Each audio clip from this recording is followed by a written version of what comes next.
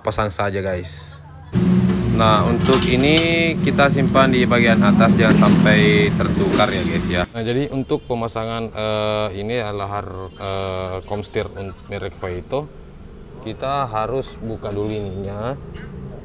Tapi jangan dibuka ininya om, ini sealnya ya. Sealnya kita tetap pakai. Jadi ini saja yang dibuka om ya.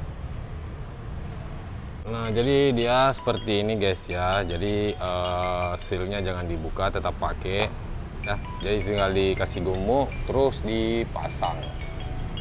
Oke.